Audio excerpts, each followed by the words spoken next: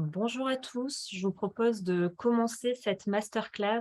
Les derniers participants vont continuer de se connecter progressivement. Nous sommes ravis de vous accueillir pour cette septième masterclass marché public qui est organisée dans le cadre du plan de relance Business Act Grand Est. Et aujourd'hui, cette masterclass sera dédiée à la restauration collective et au modèle d'approvisionnement durable. Comme vous pouvez le voir à l'écran, nous avons un très beau panel de participants ce matin et nous attendons également nombreux, hein. Nous avons atteint près de 200 inscrits pour la masterclass de ce matin, avec un grand nombre de publics acheteurs, mais également d'opérateurs économiques, hein, producteurs, entreprises, grossistes, etc. Et nous sommes actuellement 88 participants, mais la jauge continue de monter au fil des minutes.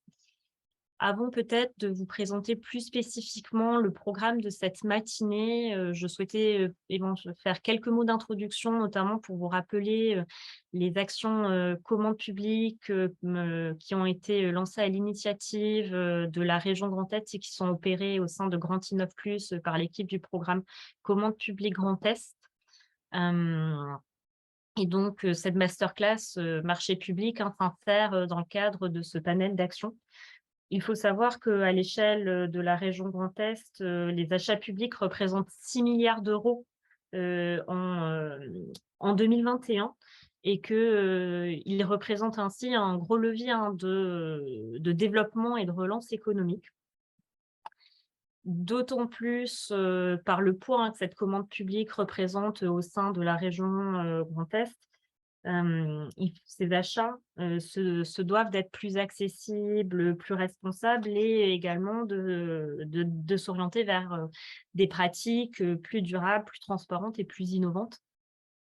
Et donc c'est dans ce cadre-là, hein, que la région Grand Est, dans le cadre du Business Act, a souhaité lancer plusieurs actions, visant à renforcer la capacité des entreprises pour identifier et répondre au marché public, mais également favoriser le dialogue entre entreprises du territoire et acheteurs, publics pour leur permettre de mieux se connaître et de mieux travailler ensemble. Il faut savoir que concrètement, hein, de plusieurs beaux projets ont vu le jour, ces derniers mois. Notamment la plateforme Apogée, qui est une plateforme d'agrégation des marchés publics à l'échelle régionale, qui peut permettre, à toute entreprise de se créer des systèmes d'alerte pour être alertée, sur des marchés publics, en région Grand Est qui, correspondraient à leur secteur d'activité.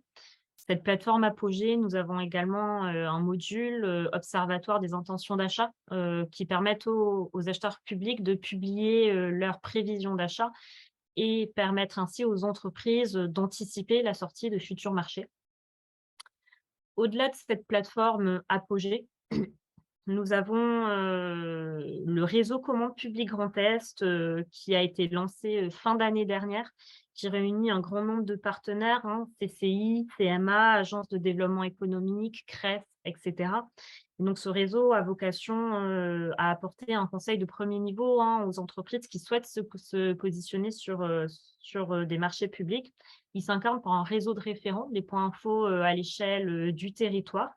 Donc une petite vingtaine, hein, aujourd'hui, qui, sont donc des contacts privilégiés pour les entreprises. Et ce réseau s'incarne aussi par, un large programme, d'événements de sensibilisation et de rencontres entre acheteurs publics, et entreprises.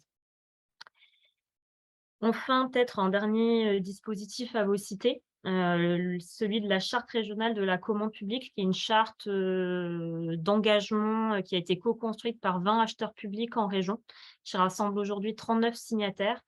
Et donc ces signataires, s'engagent pour aller vers des pratiques d'achat, plus durables, plus responsables, plus transparentes, et qui laissent également une plus grande place, aux entreprises régionales et notamment aux TPE et PME. Donc voilà un peu pour avoir un panel rapide, hein, des actions, initiées par la région Grand Est, mais également l'État, et qui sont opérées au sein de Grand Innov Plus en faveur, d'une commande publique, levier, de relance économique.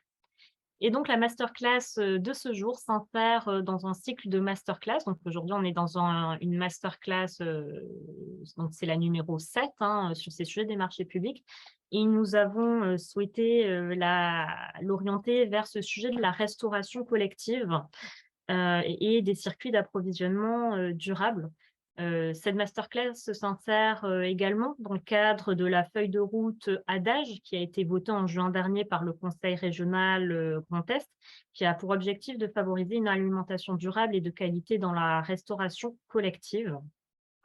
Et donc je remercie, Philippe Mongin présent, ce matin avec nous, donc qui est vice-président agriculture, bioéconomie, viticulteur pardon et forêt à la région Grand Est, qui va pouvoir, nous présenter, la feuille de route, ADAGE afin de voilà, de recontextualiser cette action et avant que nous amorcions, cette, masterclass. Je vous transmets la parole, monsieur Mongin. Merci, merci et bonjour à toutes et tous. Merci pour cette participation nombreuse. Et puis merci aussi aux 5 intervenants qui vont prendre la parole dans un instant et qui m'entourent. La commande publique, c'est vraiment un levier très, très important pour participer à la relance de notre économie. Et la région est effectivement fortement mobilisée pour que cette commande publique se réalise dans les meilleures conditions, c'est-à-dire des conditions de durabilité, comme ça a été rappelé, et des conditions qui permettent à tous les acteurs de nos territoires de trouver les meilleures réponses. On n'imagine sans doute pas tout ce qu'elle peut représenter, cette commande publique, mais tous les métiers du bâtiment, de l'immobilier sont naturellement concernés, compte tenu du parc immobilier des collectivités, les transports, évidemment. Je citerai le déploiement du très haut débit pour plus d'1 milliard d'euros là, dans nos 7 départements, qui fait travailler des milliers d'emplois. Et donc aujourd'hui, c'est l'alimentation qui nous réunit. Sujet sur lequel, pendant la crise du Covid et à travers le Business Act, sujet sur lequel on s'est immédiatement penché, d'abord parce que en pleine crise du Covid, on a frisé de grosses difficultés d'approvisionnement, et puis on a vu le comportement de nos concitoyens, des consommateurs, évoluer et se préoccuper beaucoup plus du local. Sans m'attarder sur cette évolution, cette transition des comportements alimentaires, je voudrais vous dire que la région, c'est dans ce Business Act, tout de suite mobilisée pour un objectif très clair, que 2 tiers de l'approvisionnement de toute notre restauration collective, 2 tiers de cet approvisionnement soit issu du local, et parmi ces 2 tiers, qu'1 tiers puisse être des produits bio. Voilà l'objectif que nous nous sommes fixés à 2030, mais 2030 c'est demain, et si on peut le réaliser le plus vite possible, ça n'en sera que mieux. Alors quand on a un objectif aussi ambitieux, forcément, il faut se gratter la tête pour voir comment on peut l'atteindre et comment on va mettre tout ça en œuvre. Alors, je voudrais vous dire que le président de la région Grand Est, Jean Rottner, a confié cette mission à un ancien conseiller régional, et je veux le citer tellement il s'est investi. Il s'agit de Patrick Bastian, qui a énormément travaillé, accompagné de Aurélie Marant pour les services de la région. Et ils ont tous les deux, pendant 1 an, parcouru tous nos territoires pour discuter avec tous les acteurs, et certains sans doute les ont rencontrés, et voir de quelle façon on pouvait atteindre cet objectif ambitieux. Et donc, leurs travaux ont permis d'écrire une feuille de route 2022-2024, une feuille de route qui a été approuvée, adoptée plus exactement, par la région Grand Est le 23 juin dernier, à travers un programme que nous appelons ADAGE. ADAGE comme alimentation durable et autonome en Grand Est. Alors, c'est pour évoquer cette feuille de route que nous tenons ce masterclass ce matin, et c'est autour de son contenu que nous allons pouvoir discuter, vous présenter ce contenu et discuter. 2 objectifs majeurs sont fixés à travers ce programme. D'abord, il s'agit d'offrir une alimentation durable et locale de qualité. à tous les bénéficiaires de la restauration collective. Et vous comprendrez que notre compétence à la région pour les lycées, la gestion des lycées, vient au cœur de cette préoccupation. Nous aimerions que les cantines de nos lycées soient rapidement approvisionnées localement. Deuxième objectif, utiliser la restauration collective comme un levier de développement des filières de production locale. Oui, il y a cet objectif que nous ne devons pas quitter, qui doit permettre d'accompagner là aussi la transition agricole et qui doit être un levier de développement pour la plupart de nos filières agricoles et alimentaires locales. Voilà donc deux objectifs. Ce masterclass s'inscrit dans ce plan d'action ADAGE et notamment sans doute autour de l'axe 1 qui consiste à professionnaliser et sécuriser les achats. Nous allons voir ce matin comment on peut ouvrir cette question et vraiment essayer de la traiter le mieux possible pour professionnaliser et sécuriser les achats. Ça signifie une volonté de travailler avec les groupements de commandes du Grand Est, qui pourront s'exprimer, de favoriser une approche hybride des achats aux échelles les plus efficaces pour l'amont et pour l'aval. C'est le premier axe du programme ADAGE. Je développe très rapidement les trois autres axes qui sont très importants. Le deuxième axe consiste à mobiliser et structurer l'offre. Vous devez constater combien les agriculteurs sont en train de s'intéresser davantage aux débouchés locaux, aux débouchés de proximité. Jamais autant de jeunes agriculteurs ne se sont installés avec cet objectif de valoriser, de transformer au plus près du consommateur leur production. Donc, on a effectivement une offre qui est en train de grandir, mais elle n'est pas structurée. Elle est éparpillée, elle est dispersée, et du coup, elle est incapable de satisfaire une demande durable tout au long de l'année. Et c'est sur ce point que nous devons travailler. Troisième axe, accompagner les changements de pratiques. Alors, bien sûr, dans nos lycées, se fournir de produits locaux, c'est travailler autrement, ça demande d'autres méthodes, une autre organisation. Il y a un travail important à réaliser à ce point. Et puis, il faut créer une dynamique collective vertueuse. C'est le quatrième axe. C'est la volonté de la région de se positionner en facilitateur, de jouer collectif. Au fond, toute la mission conduite par Patrick Bastian et Aurélie Marron a sans doute permis de constater qu'il fallait mettre les gens en réseau, qu'il fallait jouer du collectif, que le rôle de la région, d'ailleurs en lien étroit avec les départements, les conseils départementaux, c'est vraiment de créer une sorte d'écosystème, d'être facilitateur, de mettre les acteurs en mouvement, de savoir les rassembler. Voilà, donc ce masterclass confirme cette volonté et je suis très heureux qu'il soit une sorte de point de départ à un travail fastidieux, mais ô combien intéressant et qui vraiment répond à une demande sociétale forte. Et donc, il n'y a pas de raison que nous soyons en retard et il n'y a pas de raison que nous n'y parvenions pas. Donc, merci à toutes et tous d'apporter votre contribution à ce noble objectif que de fournir une alimentation de qualité, une alimentation durable à tous ceux qui fréquentent les restaurants collectifs. Merci beaucoup. Merci, Monsieur Mongin, pour ces mots d'introduction et cette présentation de la feuille de route ADAGE.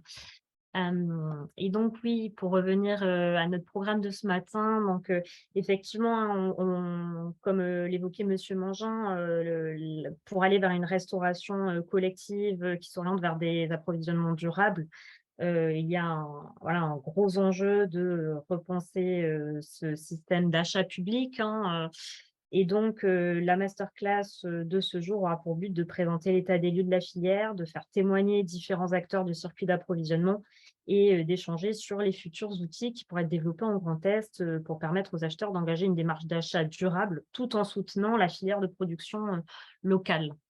Et donc pour cela, nous aurons le plaisir de donner la parole, donc dans un premier temps, à Xavier Leroux, qui est, membre du bureau de la chambre d'agriculture Grand Est et président de la chambre d'agriculture, de la Moselle, qui nous présentera le paysage des filières en Grand Est et nous parlera également de la loi Egalim, sur notamment du volet restauration hors domicile. Par la suite, nous donnerons la parole à Siam Douki-Balva, du lycée, Robert Schuman, qui est gestionnaire, hein, du groupement de commandes, Schuman, qui nous parlera justement du fonctionnement de ces groupements de commandes et nous présentera, les actions sur lesquelles elle travaille également, au sein du lycée Robert Schuman.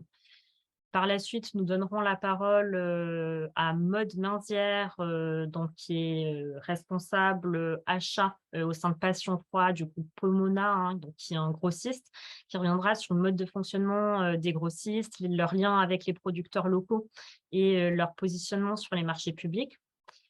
Nous donnerons ensuite la parole à Michel, Torlotin, donc qui est producteur, dirigeant de l'EARL, de la Mance et également élu local, et maire de Gravelotte notamment, qui, nous parlera, d'un projet de lentilles de préservation de captage et nous amènera à réfléchir vraiment sur le lien entre producteurs, agriculteurs durables et ce lien, avec les marchés publics. Est-ce que effectivement ça peut être un levier d'accès à des marchés publics en local? Et nous finirons, cette matinée, sur l'intervention de Aurore Lermont, qui est consultante, au sein de CKS Consulting et pourra nous présenter, justement les différents, modèles, d'achat, public qui existent en restauration collective et nous fera un petit état des lieux de ce qui existe dans d'autres régions. Nous finirons enfin par un temps de questions-réponses d'une quinzaine de minutes. Donc, vous pouvez utiliser le module questions-réponses de l'application Zoom pour remonter les questions aux intervenants qui pourront soit être traitées en fin de séquence ou qui pourront être traitées par écrit au courant de la masterclass. Donc voilà pour le programme de ce matin et donc, sans plus tarder, je transmets la parole, à monsieur Xavier Leron, pour nous faire un état des lieux des filières, en Grand Est, et nous parler de la loi Egalim. Eh ben, merci, bonjour à tous et à toutes. Le président Mangin a fait une belle introduction et a déjà dit beaucoup de choses. Beaucoup de choses ont été dites et je vais essayer, dans ces quelques diapos, de vous apporter ce que la Chambre régionale du Grand Est a déjà fait et a prévu de faire dans les temps qui viennent. Comme l'a dit Monsieur Mangin, le plus compliqué aujourd'hui, c'est de structurer une filière ou des filières qui aujourd'hui sont un petit peu éparpillées. Vous l'avez dit, la commande publique est quelque chose de très important pour structurer des filières, mais pour structurer aussi une offre. Structurer une offre alimentaire de qualité, durable et locale. Donc, c'est notre objectif dans les 10 chambres des départements du Grand Est. L'objectif, c'est bien de conseiller,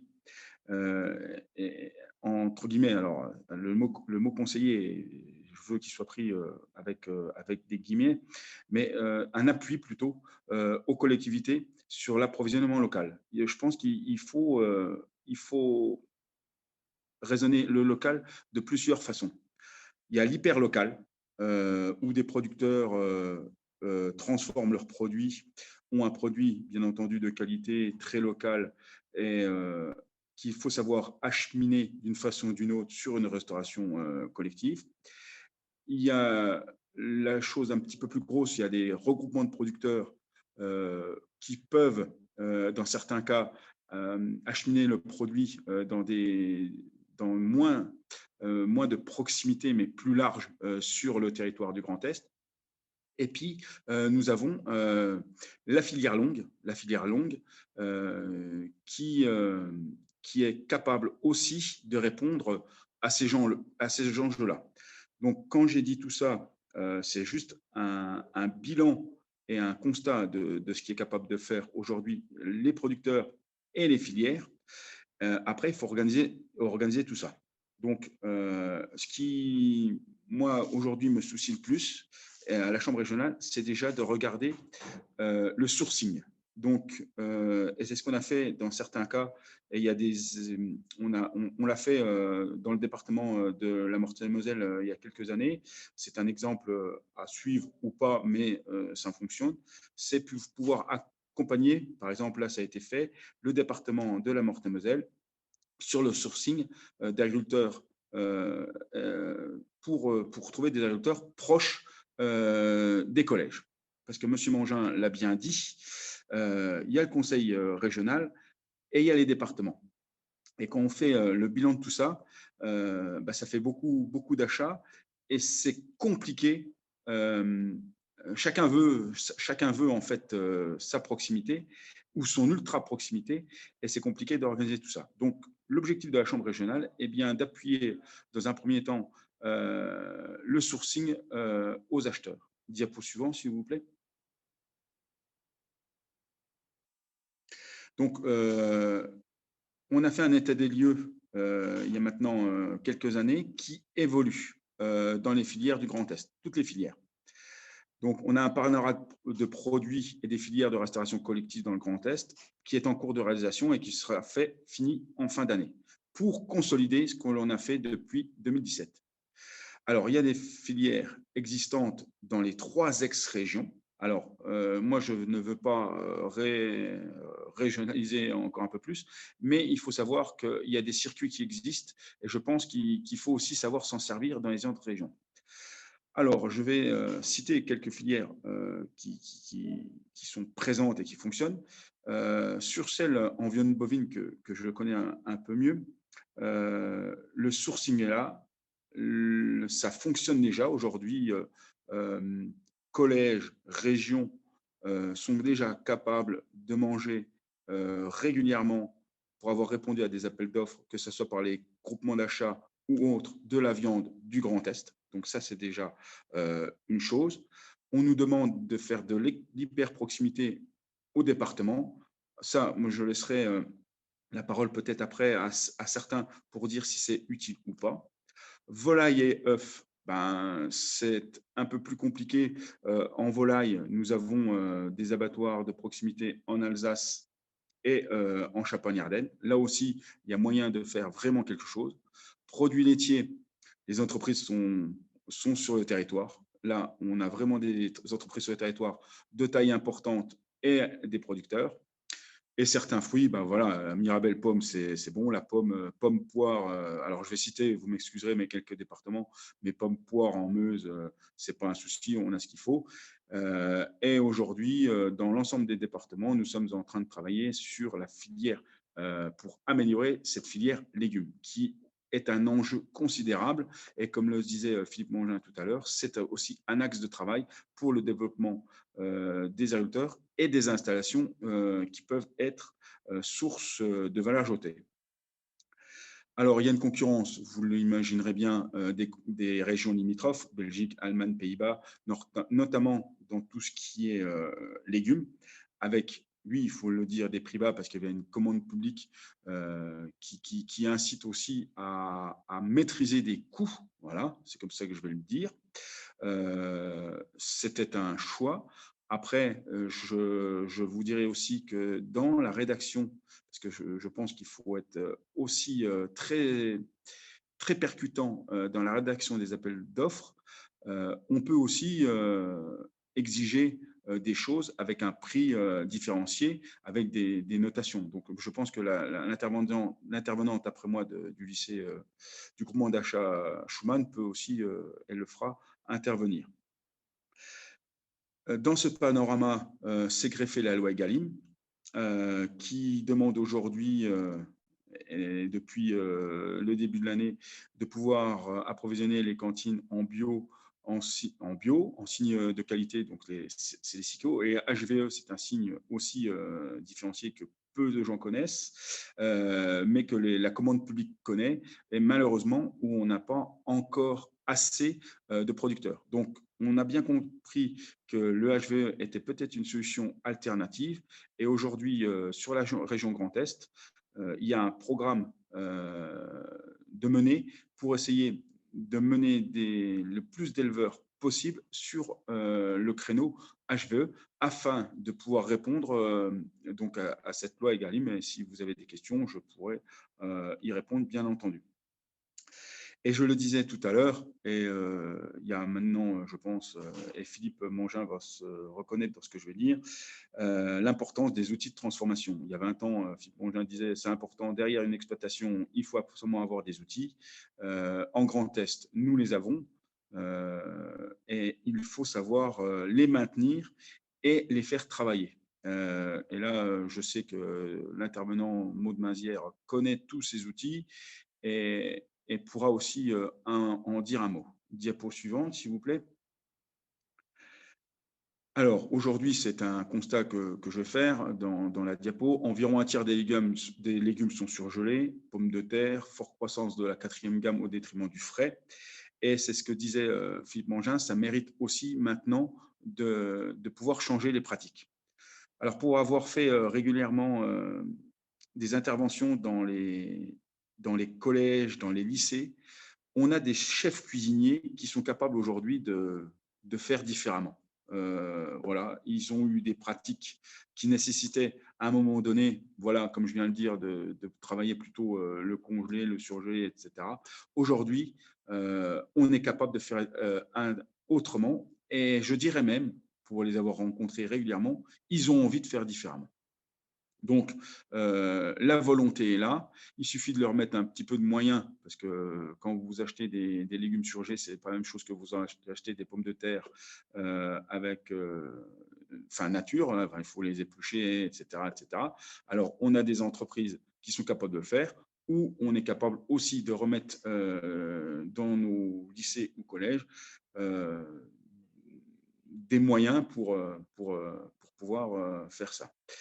Sur les fruits, je vous en parlais tout à l'heure, c'est un peu plus compliqué. Voilà, on a beaucoup de Mirabelle et on a la chance d'avoir Vega Fruits, aujourd'hui entreprise régionale qui peut fournir tout ce qui est Mirabelle, mais sur différentes formes. Alors, pas que Mirabelle. Et comme je le disais tout à l'heure, on a des départements qui sont capables de fournir d'autres fruits comme pommes et poires. Sur la viande de bœuf et le volaille, on est capable de faire, on a des entreprises qui sont capables soit de faire du surgelé, je pense dans la Marne à Vitry, soit du frais, et je pense en Moselle où on a des outils qui sont capables de le faire. Donc, ça se fait déjà. Alors, on renote qu'on a 15 abattoirs en région, qu'il y en a quelques-uns qui sont de taille vraiment importante, mais qui sont capables de descendre jusqu'à des appels d'offres départementaux. Alors, c'est la petite nouvelle que je vais vous dire aujourd'hui. Par exemple, un abattoir comme Metz, Charal, est capable d'aller jusqu'à des demandes départementales.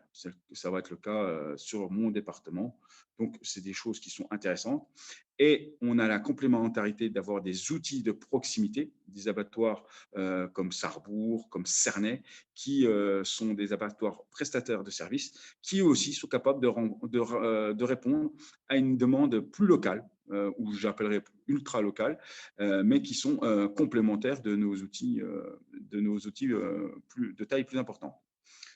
Je vous disais tout à l'heure, en volaille, on est un peu plus déficitaire, mais malgré tout, il faut dire qu'on a ce qu'il faut quand même, qu'on est capable de faire du développement et on a les outils sur le territoire. Donc, c'est peut-être une des filières où il va falloir cranter certaines choses pour pouvoir encore être plus présent.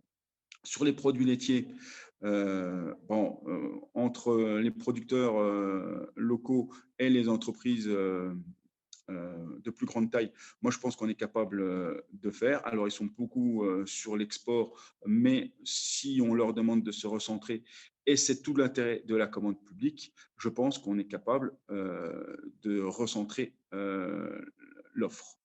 Diapo suivant, s'il vous plaît. Et voilà, là, pour finir ce constat, c'est que la RHD, c'est un marché complémentaire d'autres marchés qui à elle-même ne suffit pas à faire vivre un producteur ou une entreprise, mais c'est très complémentaire. dans toutes les parties, que ce soit dans une partie économique, mais aussi sur la partie, je parlerai des muscles sur la viande, de la volaille aussi. Mais il faut savoir être proche des décideurs. Quand je dis ça, c'est la problématique d'un groupement de commandes des lycées et des collèges. Je pense qu'il faut savoir si on veut être mieux sur la région Grand Est, c'est l'allotement. Il faut qu'on améliore l'allotement, il faut qu'on fasse des marchés peut-être différents. Alors, je ne parlerai pas, et ça existe, c'est l'exemple que je vous citais tout à l'heure, en Meurthe-et-Moselle, où il y a du gré à gré. Ça se fait aussi, et on a jusqu'à 40 000 euros pour le faire. Donc, c'est une solution, mais qui peut être un peu complexe. Pour autant, une des solutions pour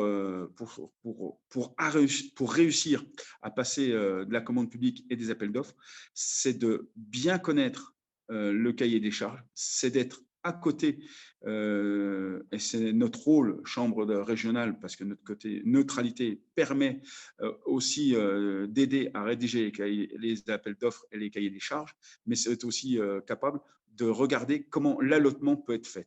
C'est important parce qu'en fonction de l'allotement, certains peuvent répondre beaucoup mieux aux appels d'offres.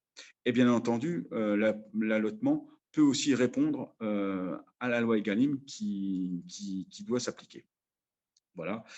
Et on a aussi une entreprise qui est capable sur le bio, je vois à la fin de la slide, sur le bio, Paysan Bio Lorrain est capable aussi, et c'est structuré, de répondre sur une alimentation bio. Le président Mangin disait que dans les 2/3 de ce qu'ils veulent se fournir en local, il y a, je l'ai noté, 1/3 de bio.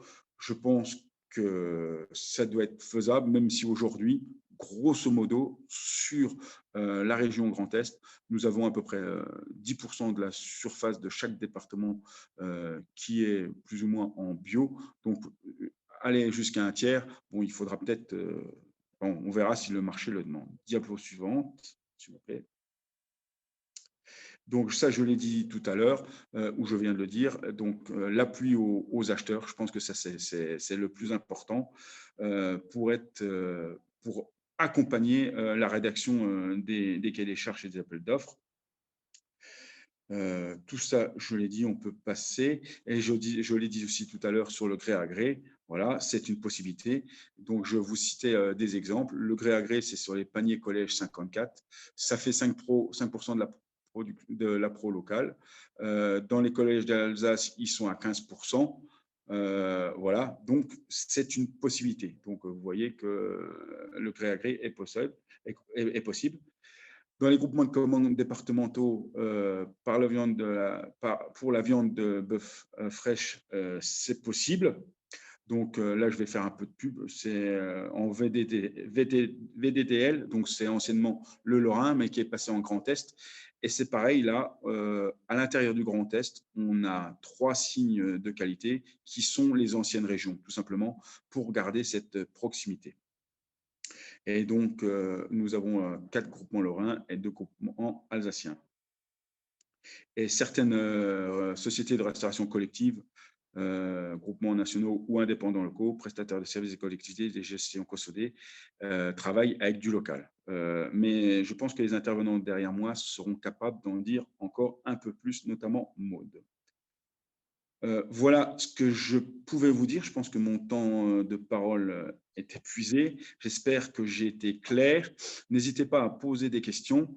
L'exemple, enfin voilà, je vais le dire quand même, mais l'interprofession bétail et viande que je préside, on s'est beaucoup investi sur le territoire du Grand Est pour essayer de fournir de la viande de proximité Grand Est un peu partout. On est capable de le faire. Les outils sont là et que ce soit la Chambre d'agriculture ou toute autre organisation capable d'accompagner les décideurs et les groupements de commandes. Je vous remercie de votre attention.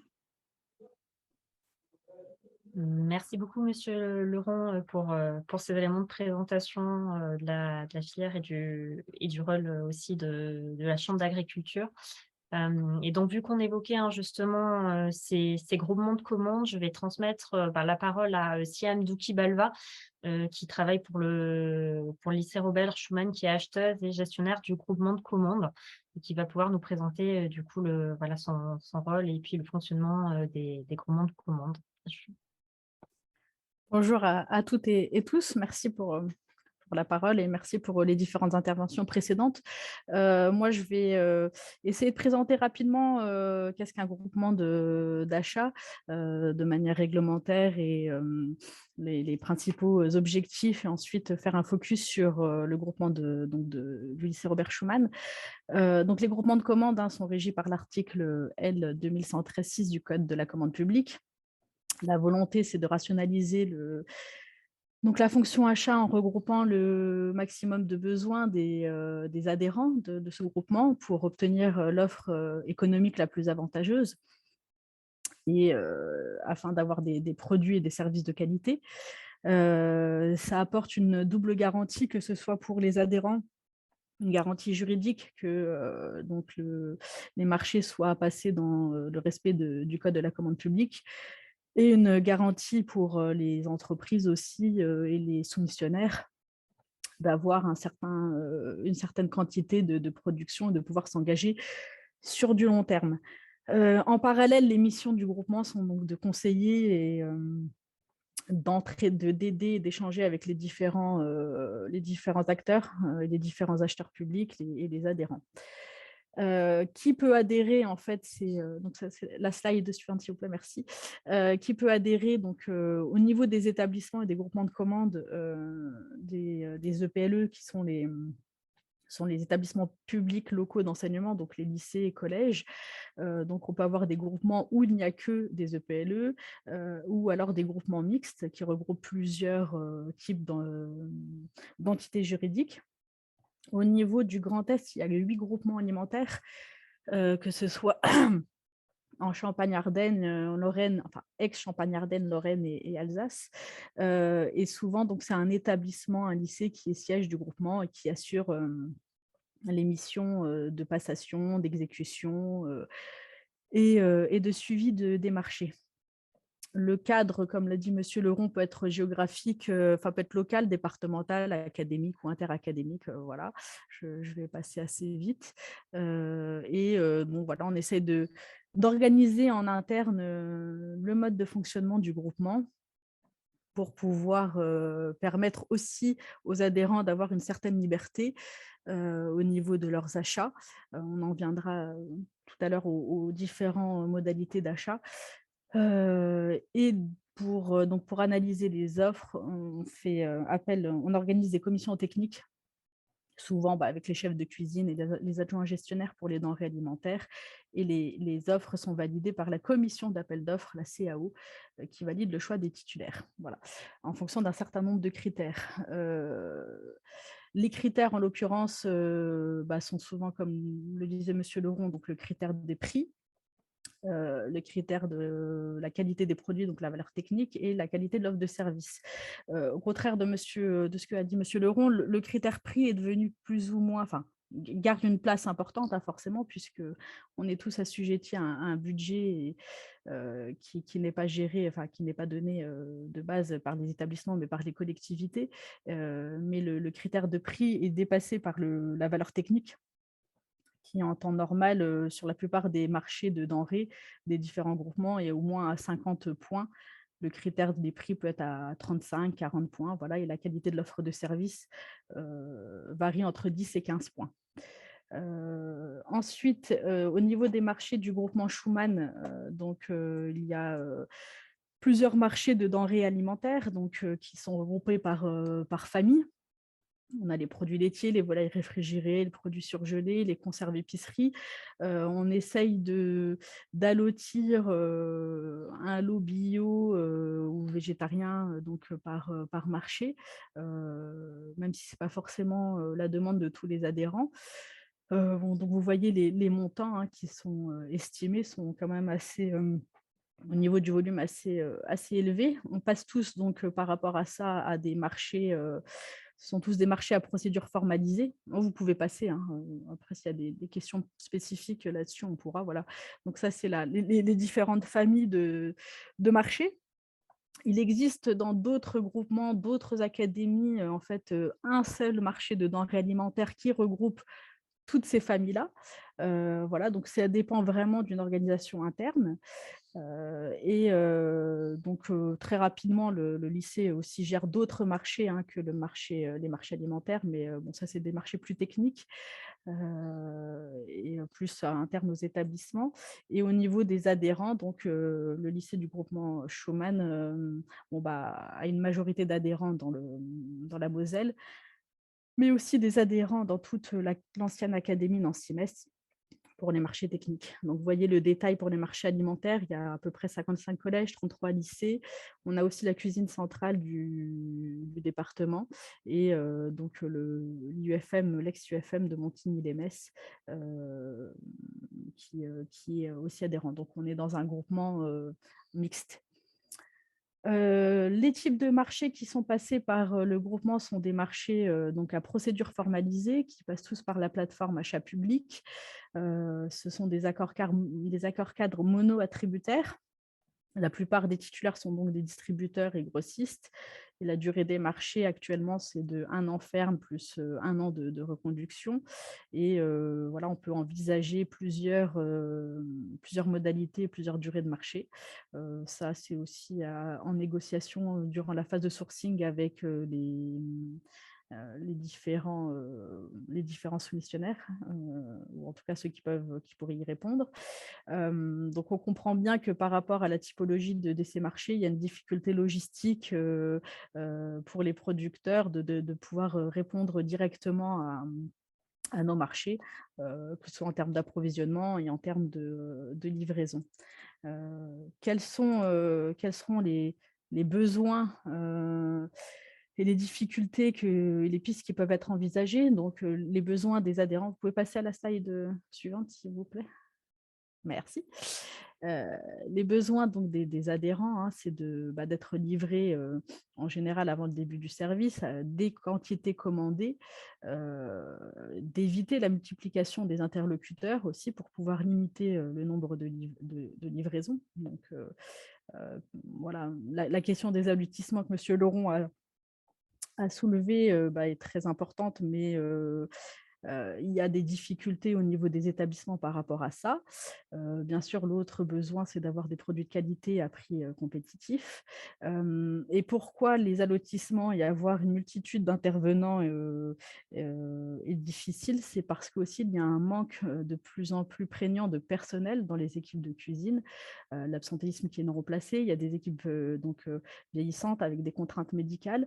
Et donc, oui, il y a des difficultés de proposer des menus et des repas qui nécessitent beaucoup de préparation et de manutention, même si la volonté, et ça, clairement, les chefs de cuisine ont cette volonté de vouloir faire autre chose que du surgelé ou du préparé.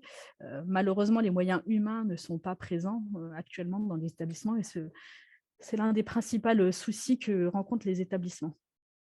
Le contexte actuel aussi avec la hausse des prix des matières premières, les budgets qui sont fixés par les collectivités aussi posent un problème par rapport au respect donc, des statistiques et de ce qu'impose la loi Egalim, puisque les budgets, les coûts plateaux ont littéralement augmenté depuis ce contexte actuel. Au niveau de la rédaction du cahier des charges, alors oui, on pourrait envisager de mettre des critères environnementaux, de cycle de vie, voilà, qui sont proposés au niveau du code de la commande publique, mais concrètement, c'est très difficile à mettre en application si on n'a pas d'outils pour calculer les bilans carbone, les émissions de CO2 que les soumissionnaires nous proposent. Et pour envisager et favoriser le local, donc après, il faudra aussi savoir ce qu'on définit dans le local. Alors oui, la possibilité est laissée aux EPLE de passer au gré à gré sur des marchés dont les familles de produits sont à moins de 40 000 € hors taxes. Ça, c'est une possibilité. Je pense qu'il faudrait tester. Faire de plus petits lots, oui, c'est ce que vous avez proposé aussi, monsieur Leron. Mais comme dit précédemment, ça reste difficile au niveau des adhérents après de suivre les commandes, les livraisons et de pouvoir répondre aussi à toutes les missions administratives qui sont ajoutées aux équipes de cuisine. Voilà pour mon intervention. Merci. Merci beaucoup pour cette intervention. On espère que ça aura bien brossé le paysage des groupements de commandes pour nos spectateurs d'aujourd'hui. Et donc, comme vous mentionnez, hein, donc les grossistes sont effectivement aussi un maillon de la chaîne importante, hein, sur l'approvisionnement pour la restauration collective. Et donc, je vais transmettre la parole à Madame Maude Minzière, donc responsable achat et marché public au sein du grossiste Passion Froid du groupe Pomona, pour qu'elle puisse effectivement témoigner sur, voilà, sur ce rôle qu'ont les grossistes et sur leur place dans cette chaîne de la commande publique.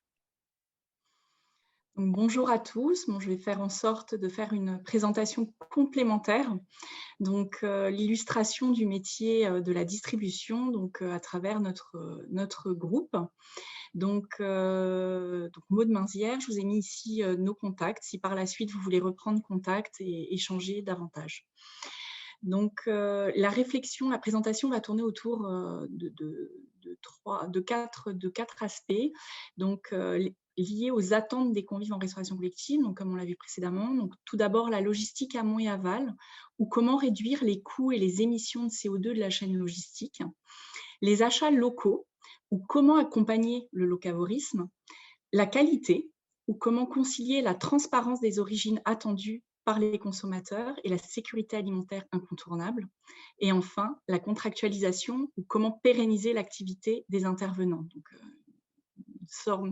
une somme des échanges précédents. Donc, tout d'abord, une présentation très rapide sur notre entreprise. Nous sommes un groupe familial, centenaire et créé à Reims, donc ancrage clairement local, avec la société donc, Pomona. Je vous ai illustré avec la belle maraîchère sur la gauche, puisqu'en fait, Pomona, pour votre information, prend son nom lié en fait à la déesse des fruits et légumes, puisque c'était l'origine de notre groupe. Donc, slide suivant, merci.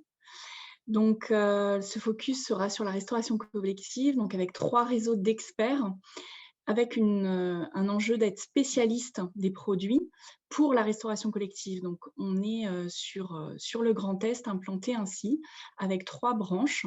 La première est historique, donc Terre Azur, le groupe du groupe Pomona, donc fruits, légumes et produits de la mer, donc la maraîchage. Donc avec des sites, je vous ai mis les départements en dessous et les villes d'implantation. Tout à droite, Épicaveur, avec les produits d'épicerie, boissons, hygiène et entretien. Et au cœur, au milieu, donc Passion Froid, donc, qui est une branche sur laquelle j'opère, avec les produits surgelés, produits laitiers et frais carnés. Slide suivant. Donc, il était important pour nous de vous mentionner qu'en fait, on est également très ancré RSE, donc avec une première mission, aider les professionnels des métiers de bouche à toujours mieux nourrir leurs clients. Ça peut sembler ambitieux, mais c'est surtout se fixer un cap pour le viser chaque jour. Donc, face à cette responsabilité qu'on se fixe, nous avons construit notre politique RSE autour de 4 engagements. Le premier est développer et promouvoir l'accès à une alimentation meilleure et responsable. Ensuite, accompagner nos clients avec des services sûrs et éco-responsables, puisque le tout est dans de la sécurité notamment. Favoriser l'engagement de nos équipes et contribuer à l'activité économique et au développement local des territoires. Donc là, on rejoint clairement Adage. Sur le slide suivant, je vous mentionnais que nous avons obtenu une certification, et ça, je pense que c'est important en restauration collective aussi de viser les certifications pour une alimentation de qualité, évidemment, et durable. Donc, au-delà des certifications type ISO 22000, qui sont des certifications autour du management de la sécurité alimentaire, nous sommes également engagés RSE, donc avec un engagement de l'ensemble de nos parties prenantes pour viser effectivement des relations équilibrées et engagées. Nous passerons au slide suivant. Merci. Donc, sur cet aspect, premier impact, ça va être les enjeux de supply chain. Donc, il est important pour moi aujourd'hui d'échanger et de compléter les présentations précédentes par les aspects d'enjeux environnementaux et de massification des flux. Pour votre information, le premier enjeu, c'est de réduire le nombre de véhicules en remplissant au maximum les camions. C'est-à-dire que le porteur que vous voyez à gauche remplace 18 utilitaires. Donc ça, c'est effectivement des notions à réancrer dans les échanges et dans les réflexions d'allotissement. Ensuite, il y a des enjeux de nuisances sonores à gérer, notamment dans des livraisons en situation notamment urbaine. Et le message à passer ici, c'est que l'ensemble de la distribution, donc au-delà de notre groupe, mais l'enjeu, c'est la réflexion autour de la massification éco-responsable. En massifiant, si vous pouvez revenir sur le slide précédent, merci. En massifiant en fait l'amont et l'aval, notre enjeu, en fait, c'est tout simplement d'optimiser de la fourchette à la fourche vraiment le flux et avoir des camions bien complets. Mais également, un échange sur lequel je voulais peut-être conduire une réflexion ici, c'était le choix aussi de livrer avec la bonne température. C'est-à-dire, notre groupe, comme vous l'avez vu, est tri-température, puisque nous avons les trois branches, aussi bien des produits secs, des produits frais, mais également des produits surgelés, donc trois possibilités de température de livraison. L'enjeu, il y a une réflexion à conduire sur le fait de bien massifier les camions, mais pas forcément de massifier les températures, à savoir pas faire forcément des livraisons en tri-température. L'enjeu étant de livrer le produit à la bonne température de ce fait. Par exemple, un colis de pâtes en sec, quel serait l'intérêt de le livrer sur un camion réfrigéré? Ce serait plutôt un non-sens écologique. Donc, il y a une réflexion à conduire autour de cet aspect. Le slide suivant, merci. C'est tout simplement une illustration, en quelques instants. Le métier de distributeur, c'est quoi en fait? C'est massifier en fait des flux amont. Donc, tout en haut de la slide, vous avez une multitude d'acteurs, de fournisseurs amont. On va avoir des entrepôts aussi concentrateurs où on va pouvoir massifier quand sur plusieurs régions, on va avoir tout simplement un besoin de concentration. Ensuite, on est livré sur notre plateforme. Donc là, pour le coup, l'exemple de cette slide, c'est notre site de Millery, donc sur l'axe routier A31 entre Nancy et Metz. On massifie nos arrivées de marchandises, on stocke, on prépare et ensuite on rééclate et on ajuste sur chaque étape pour réajuster à chaque fois au plus juste nos camions. Ça, c'est le métier, la valeur ajoutée du métier de distributeur, logisticien. Les flèches jaunes mentionnent également qu'on va réfléchir également à faire de l'enlèvement auprès de nos fournisseurs en fin de livraison client. C'est-à-dire que quand nos camions sont vides, une fois que nous avons finalisé nos livraisons, une réflexion est conduite pour à notre tour, enlever les marchandises. Slide suivant, merci. Donc là, un partenariat, pour illustrer et pour pouvoir enrichir les échanges, donc un partenariat sur notamment l'exemple des derniers kilomètres avec une possibilité de contractualisation. Donc là, il s'agit de notre partenaire Jean-François Antoine avec les salaisons Benz, où la réflexion est effectivement de partager nos points de livraison et d'optimiser, de contractualiser sur vraiment être un peu le blablacar, en fait, pour faire court, du dernier kilomètre et d'optimiser la logistique. Merci. Slide suivant. Donc, un autre levier de cette présentation, c'était l'aspect achats locaux. Donc, c'est une illustration très simple et synthétique. Sur la région Grand Est, voici les partenaires régionaux que vous aurez donc dans la présentation avec qui nous avons pu opérer différents aspects, s'inscrire dans la durée, donc savoir inscrire des relations de durée durables, contractualiser, répondre aux attentes bio avec notamment l'enjeu des états généraux de l'alimentation, donc sous le terme EGalim, accompagner les nouvelles IGP, co-développer des recettes, adapter des grammages adaptés à la collectivité, être un tremplin national donc ou déployer sur les 3 réseaux. Quand nous avons en fait certains partenaires qui nous disent nos capacités, nos enjeux de croissance économiques sont importants versus en fait leur capacité de production et qu'ils souhaitent un développement, une croissance de leur activité, nous les mettons en réseau pour leur permettre une accessibilité au marché national ou sur le Grand Est à nos autres réseaux. Le slide suivant va y rester quelques instants. Merci. C'est tout simplement une illustration du propos. Je peux peut-être rebondir sur ce que mentionnait Xavier Leron tout à l'heure sur notamment la Mirabelle. Donc, vous l'avez tout en bas à droite, la coopérative Vega Fruits, avec qui nous travaillons sur nos 3 branches. Le fruit en bouche avec notre branche fruits et légumes, donc Terre Azur. Ensuite, le fruit en conserverie ou purée avec Épicaveur. Et enfin, pour la disponibilité tout au long de l'année de la Mirabelle sur les cartes et sur la restauration, Passion Froid en surgelé propose également la Mirabelle surgelée. Voilà, je vous propose de poursuivre sur le slide suivant. Le focus restauration collective. Donc, on a déjà dit pas mal de choses. Je vais juste venir en complément. Donc, avec simplicité, je rejoins ce qu'a dit Xavier Leron sur le fait en fait que la restauration collective, pour massifier des flux, pour être optimale, effectivement, c'est notre champ d'action est plus large. Nous travaillons également avec la restauration commerciale, les commerces de proximité. Donc, avec la globalité, en fait, ça nous permet d'être clairement extrêmement productifs sous un angle écologique au niveau du remplissage des camions, de la gestion des tournées et permettre d'accompagner au mieux de ce fait la restauration collective en performance. Ce qui est important peut-être de rappeler, il y a un guide qui est régulièrement mis à jour et mis à disposition notamment par le Conseil national de la restauration collective, donc avec des mises à jour régulières. Donc, je le mentionnais ici. Je pense que c'est un bon guide pratique d'interpro et de réflexion collective. Slide suivant. Donc, notre action en tant que distributeur, et pour faire écho avec la présentation de Mme Douké-Balva, donc avant l'appel d'offres, donc effectivement, nous accompagnons l'acheteur public. Comment? Tout simplement, dans sa mission de sourcing, nous allons organiser des rencontres avec l'amont, chercher à améliorer l'accessibilité en fait, des producteurs amont au marché public et le partage de l'expertise des filières amont. Effectivement, nous avons plutôt une bonne connaissance des outils disponibles et de la disponibilité sur chaque lot de l'offre locale.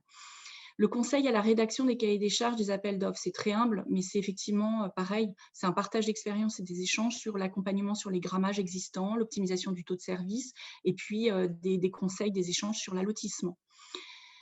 Sachant qu'un distributeur grossiste est finalement va être peu en difficulté quant à l'accessibilité à la commande publique. Toutefois, il nous semble bon, sous un angle clairement de mise en concurrence, effectivement, parfois d'alerter et dire, voilà, si vous allotissez de cette manière, vous n'aurez que des offres de grossistes, alors que d'autres allotissements sur des tailles plus minimalistes vont permettre une accessibilité pour l'acheteur public à davantage d'offres. Il y a un temps de silence pendant l'appel d'offres où on va réceptionner l'appel d'offres, on va le préparer, le déposer. Donc, ce temps-là, il va y avoir potentiellement des échanges sur des plateformes numériques connues de tous et où les questions et les échanges avec les acheteurs publics sont rendus publics sur l'offre. Et ensuite, après l'attribution, pour moi, il me semblait intéressant d'échanger sur ce point, c'est-à-dire qu'il va y avoir des commentaires sur les résultats. Donc, on va aller finalement comprendre pourquoi, il y aura un échange sur comprendre pourquoi on n'a pas obtenu un lot, pour clairement s'améliorer, mieux répondre aux attentes clients pour les prochains appels d'offres et faire un retour à l'amont, à nos partenaires amont pour également leur permettre de s'ajuster. Exécution du marché, c'est des échanges réguliers afin de garantir un bon taux de service. Donc ça, c'est clairement la satisfaction client, satisfaction des collectivités, de leurs convives, optimisation des flux logistiques, toujours dans l'enjeu de gérer l'impact bilan carbone. Et enfin, la mesure de la performance avec des éditions de taux de service, des éditions de statistiques type Egalim pour permettre effectivement à nos acheteurs de la commande publique, en fait, de viser leurs objectifs. Donc, on fait du reporting, notamment statistique, de leur pourcentage d'achat bio, HBE, tout ça, c'est possible. Slide suivant. Bon, donc là, tout simplement, c'était mentionné qu'il y a un triptyque, un prix, qualité, disponibilité. Moi, je peux témoigner, effectivement, comme le précisait Madame Douki-Balva, sur le fait que les critères d'attribution ont vraiment été révisés ces dernières années. Il y a une volonté, on le sent, de l'achat public, en fait, dans l'attribution des notations, de pondérer, effectivement, le prix, mais également la qualité, le circuit de proximité, enfin, et de nombreux aspects. Slide suivant. Alors là, c'est un focus, c'est le lien finalement de nos missions achats avec nos partenaires régionaux et l'évolution en fait des attentes de la collectivité. Donc nous réalisons par exemple pour accompagner l'amont des focus spécial Egalim que nous communiquons pour tout simplement faciliter la compréhension des attentes de la collectivité auprès de nos fournisseurs régionaux pour les accompagner et leur expliquer en quoi il y a un enjeu pour eux d'accompagner la transition, notamment des attentes agricoles aussi. Slide suivant. J'arrive sur la fin, ça va être mon dernier slide. Peut-être une réflexion sur les allotissements. Donc, on a entendu sur les présentations précédentes des échanges. À mon sens, il y a quelques fausses idées reçues que je voulais partager avec vous. Souvent, on pourrait se dire, plus la durée d'engagement est longue, plus les volumes soumissionnés sont importants, plus le territoire est élargi, plus les lots sont conséquents. Donc, un esprit de massifier l'allotissement. Alors, le tarif obtenu sera minimisé. J'ai envie de dire, c'est faux car c'est non systématique. Oui, parfois, mais pas toujours. Il est important, selon nous, de se questionner sur la mesure du risque. Quand un marché va être très long, on va avoir un enjeu aussi de prise de position. Donc, de ce fait, les enjeux vont être de réfléchir à comment les révisions, notamment des prix, la révision, la faisabilité des révisions. La deuxième enjeu, c'est la mesure du maillage territorial. Effectivement, il est important de permettre une livraison, un bon maillage au niveau de l'ensemble de la région. Et ensuite, la mesure du nombre d'opérateurs et l'accessibilité. Donc, qui aura possibilité de répondre. Voilà. Avec simplicité, slide suivant. Merci à vous de votre écoute. J'espère avoir été claire. Je laisse la parole. Merci beaucoup, Maud Nanzer, pour cette présentation sur le rôle du grossiste et puis son lien avec les producteurs locaux. Donc, je vais sans plus tarder transmettre la parole à Michel Torlotin pour un témoignage plutôt du côté producteur qui va pouvoir nous parler notamment du cas des lentilles de préservation de captage. Et donc, je vous transmets la parole. Merci Alizée. Oui, donc Michel Torlotin, donc je suis agriculteur à Gravelotte et je suis surtout engagé depuis plus de 30 ans dans la préservation des captages. J'ai été président d'une opération Agrimieux, protection des sources de gorge. Et voilà, si je vous dis ça, c'est que voilà, ça va conditionner un petit peu la suite. Donc, on travaille sur ces protections de captage avec l'Agence de l'eau et la Chambre d'agriculture pour inciter les agriculteurs à modifier leurs pratiques culturelles. Et les chambres étant de plus en plus sollicitées par les collectivités pour apporter du local, l'idée, c'était de conjuguer les deux, en fait, la protection de l'eau et l'approvisionnement local de la restauration collective. Donc, d'où l'idée de cette émergence d'une filière légumineuse, donc une opération donc accompagnée par les chambres d'agriculture et le lycée agricole de Pixérécourt, qui a notamment beaucoup travaillé sur la transformation des légumineuses et qui continue à travailler d'ailleurs. Et puis, donc, financé par la région, l'Agence de l'eau et l'État. On peut passer à la slide suivante. Voilà, donc on on a pris notre bâton de pèlerin et on est allé voir et les agriculteurs et les collectivités où il y avait des problèmes de captage, en leur proposant donc de travailler main dans la main et de créer cette filière. L'idée, c'était d'avoir un partenariat gagnant-gagnant. L'agriculteur s'engageait à produire des cultures à bas niveau d'impact, en l'occurrence les légumineuses. En contrepartie, la collectivité s'engage à acheter la production des agriculteurs. Donc, on a démarré cette opération en 2018. Hein. On avait 5 hectares en 2018. En 2022, on avait 12 hectares, ce qui représente à peu près une production de 10 tonnes. Voilà, donc on est sur une expérimentation, c'est des petits volumes, c'est des petites surfaces. Et là, tout est à créer et à organiser. Hein. Ça a été dit par les intervenants précédents. Hein. C'est l'accès au marché, c'est la logistique, les outils de transformation.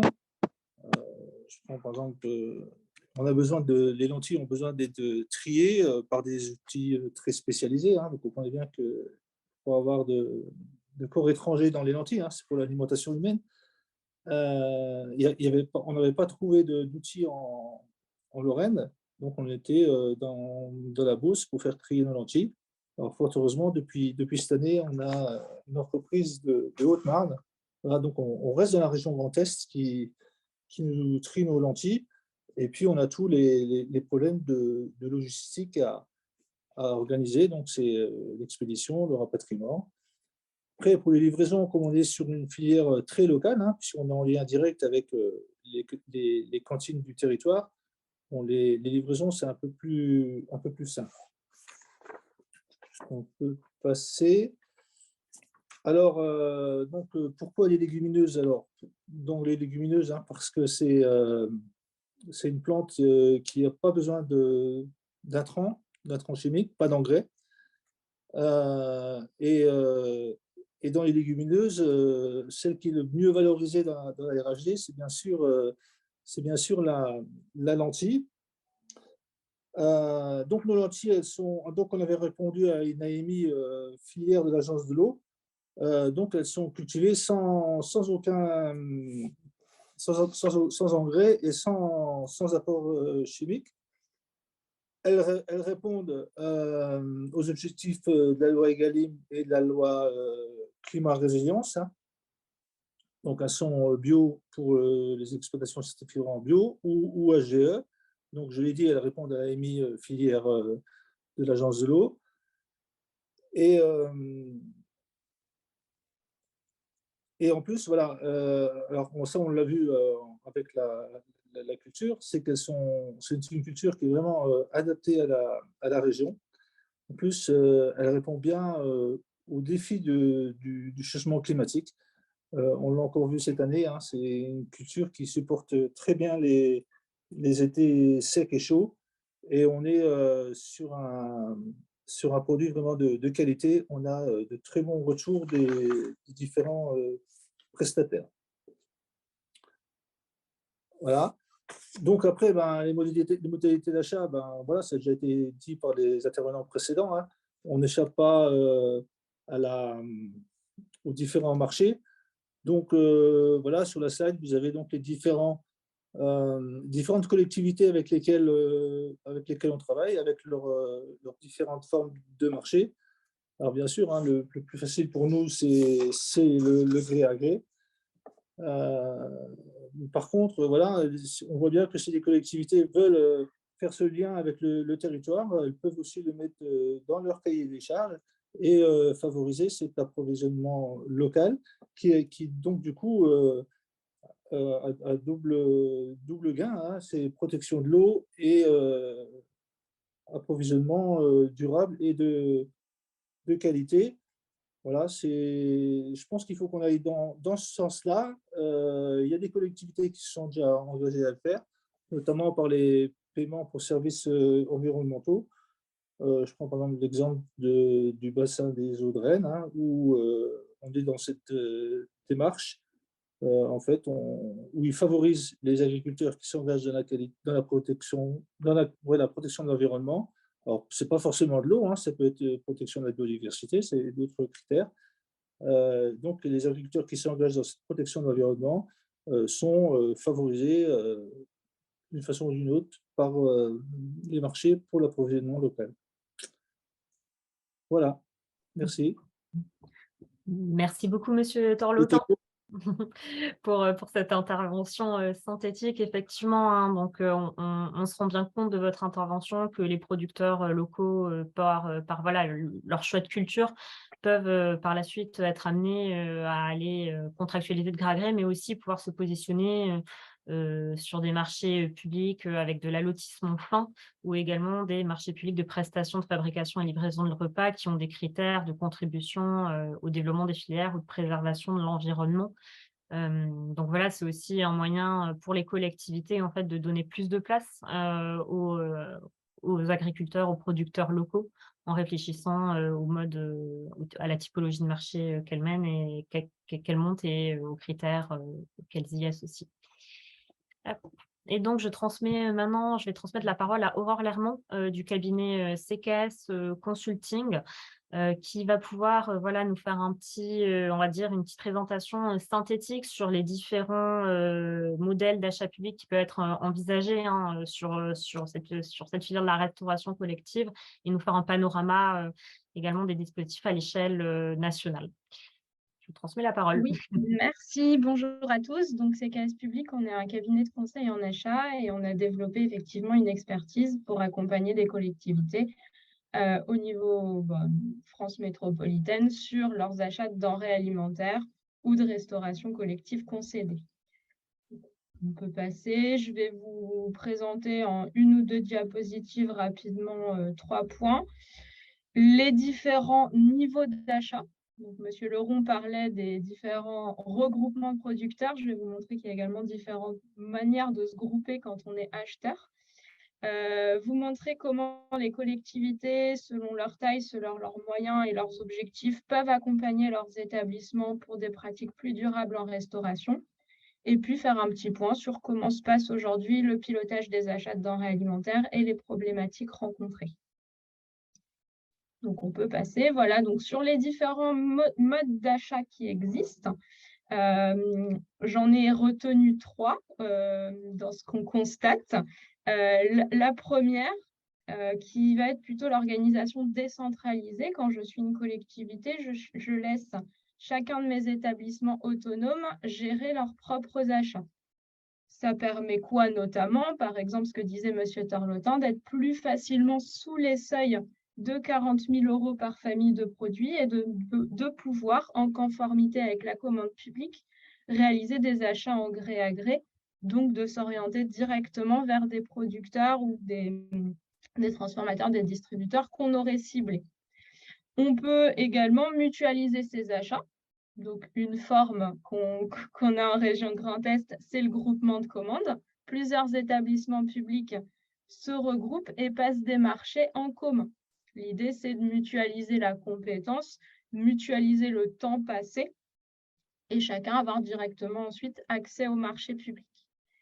Et troisième forme d'organisation qui existe, c'est la centrale d'achat. Donc là, on est sur une entité juridique à part qui va être son propre employeur et qui va avoir ses propres acheteurs, qui peut elle-même être divisée en 2 formes. On peut faire de l'achat pour revente. La centrale d'achat achète, stocke les produits et redistribue, ou simplement intermédiaire contractuel, la centrale d'achat passe des marchés et les met à disposition de ses adhérents. Donc, toutes ces organisations, elles peuvent se réfléchir aussi par famille d'achat. On peut choisir de décentraliser certaines familles, d'en mutualiser d'autres, d'en centraliser d'autres. Tout dépend des questions qu'on se pose en termes de sécurité juridique, intérêt pour une offre locale, complexité de l'achat, montant de l'achat également, professionnalisation des acheteurs, par exemple. On peut passer à la diapo suivante. Je vous ai ici illustré au niveau des régions comment était organisée chacune. Donc, la couleur des petits ronds vous illustre les organisations pour les achats de denrées alimentaires. Là, je suis qu'en gestion directe. Vous voyez qu'on est à peu près un tiers entre les différentes formes d'organisation. Aujourd'hui, 3 régions ont des centrales d'achat sur les denrées alimentaires, Auvergne-Rhône-Alpes, Île-de-France, Occitanie. Certaines ont fait plutôt le choix de décentraliser leurs achats ou sont en réflexion sur une décentralisation. C'est le cas en Pays de la Loire, c'est le cas en Normandie. Et d'autres se posent la question de réfléchir à refondre tout ou partie de leur organisation. Donc, par exemple, région Bretagne ou d'autres régions. Je passe à la diapositive suivante. Quand je suis collectivité, comment vais-je accompagner mes établissements vers des approvisionnements plus durables? Donc, je vous ai mis quelques exemples d'initiatives qu'on a constatées, CKS, ou qu'on a accompagnées auprès de nos clients. Vous le voyez que je les ai organisées selon un accompagnement plutôt de l'aval, donc plutôt de mes acheteurs en établissement, mes gestionnaires de cuisine, mes coordonnateurs de groupement de commandes, ou plutôt l'accompagnement de l'amont, l'accompagnement des fournisseurs sur le territoire. Et on peut avoir des actions qui sont plutôt individuelles, donc j'accompagne chacun de mes établissements, chaque cantine, ou des actions plutôt collectives. Donc par exemple, en cible individuelle, on a des collectivités qui vont directement accompagner chacun de leurs établissements. Donc chacune de leurs cantines, le binôme en général gestionnaire-cuisinier, pour faire un plan d'action et modifier les achats en intégrant des composantes plus responsables. On peut également organiser des formations, donc des formations aux achats, de la sensibilisation, partagées sur l'offre locale disponible, les labels disponibles. Vous pouvez cliquer, il y a une animation, voilà. Si je remonte un petit peu dans la chaîne ou dans la filière, je peux avoir des actions plutôt qui ciblent les fournisseurs, ce que évoquait aussi Monsieur Leron, donc d'accompagnement à la réponse aux appels d'offres, par exemple, d'organisation de rencontres offre-demande, donc de mise en relation de mes acheteurs en restauration et de mes fournisseurs sur mon territoire. Également, je ne dirais pas du lobby, on va dire des rencontres avec les distributeurs pour essayer que dans l'offre d'un distributeur comme Pomona, mais également d'autres, il y ait un maximum de produits locaux qui puissent être référencés. L'appui à la structuration des outils industriels sur le territoire, c'est parfois ce qui manque, la mise en œuvre d'une légumerie, d'une casserie au niveau d'un territoire. On peut passer les autres animations. Et si je cible plus collectivement ensuite mes fournisseurs, je peux accompagner la structuration de filières, la création de structures ad hoc, par exemple de plateformes logistiques, de regroupement de producteurs. Et si je cible collectivement plusieurs acheteurs, on peut aller sur du déploiement de systèmes d'information qui aident au pilotage des achats, mettre à disposition des marchés types, des clauses types pour mettre dans les cahiers des charges, faciliter l'approvisionnement local, aider au sourcing, partager des annuaires fournisseurs, par exemple, créer des outils de communication, de pédagogie auprès de ces acheteurs. Et puis enfin, c'est le modèle central d'achat. Certaines collectivités font le choix de réinternaliser l'achat et de reprendre la main sur les cahiers des charges. Dernier point que je voulais évoquer avec vous, c'est le sujet du pilotage et du suivi des achats de denrées alimentaires. C'est vraiment un sujet essentiel pour les collectivités, pour ne pas dire parfois des élus. Déjà, c'est une obligation réglementaire de la loi Egalim et du l'outil Ma Cantine. Ça répond également à une demande sociétale de plus en plus forte, des convives, des parents d'élèves, etc. Et également, c'est un enjeu interne de pilotage des stratégies achats, d'être capable de savoir aujourd'hui ce que j'achète. Le cas de l'alimentaire, ce n'est pas le plus simple parce qu'on a des données qui sont extrêmement nombreuses.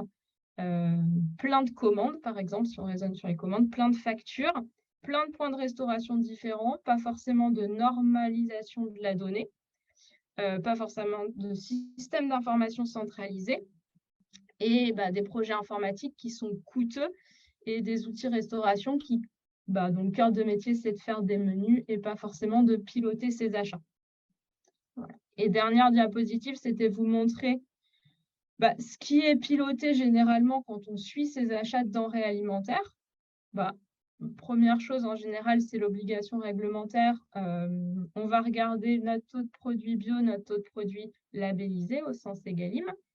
Également, notre taux de produit local. Alors, c'est amusant de noter que la définition du local, elle va varier selon la taille de la collectivité.